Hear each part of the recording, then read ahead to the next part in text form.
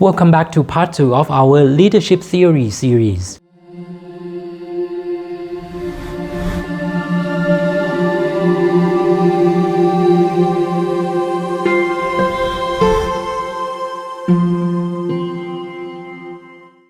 Today, we will learn more about leadership styles. But how are traits different from styles?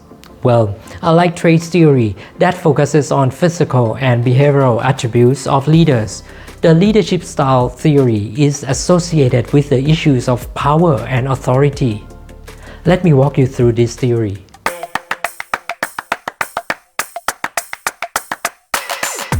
Many years ago, in 1960 to be exact, social scientists Ralph White and Ronald Lippitt proposed the leadership style theory.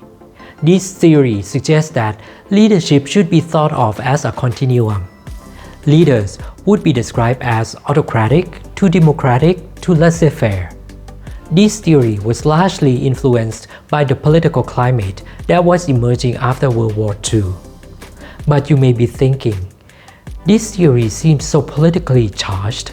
Would it even apply well to the workplace settings? That's a great question. Right from the beginning, scholars criticized the theory for its rigidity. What appeared as three distinct styles in the theory were found to be overlapping sets of behavior in real life. You can think about it this way. Some leaders may have a dominant style, but can behave in other ways when the situation needs them to.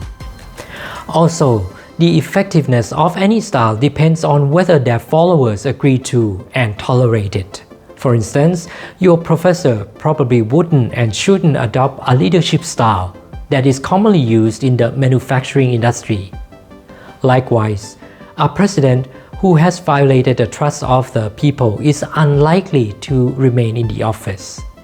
In other words, leaders rise and fall depending on how successful or satisfied their people think they are.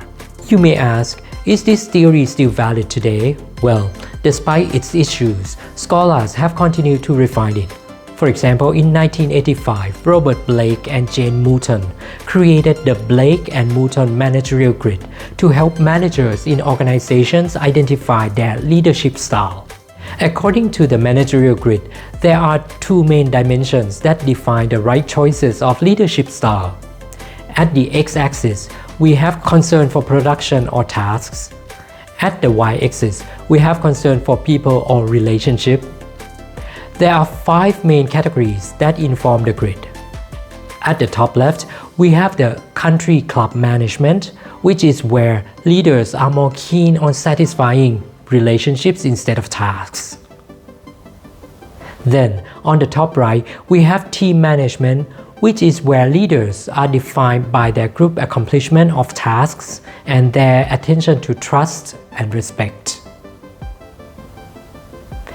At the bottom left, we have impoverished management, which describes leaders who put in minimal effort to have their organization barely held together. Then, on the bottom right, we have authority obedience, which is a leader who has little or no concern for the value of human life. You may be thinking, oh gosh, all of these styles sound so extreme. What about the style in the middle? In the middle, we have what is called the organization man management. As seen by its middle of the ground coordinates, this style of leadership balances a concern for others with a concern for the completion of tasks. Now that you know the managerial grid, think about all the leaders you have come across in the past. How would you classify them? While not the most thorough model, it can be a good way to sieve out good leaders from not so good ones.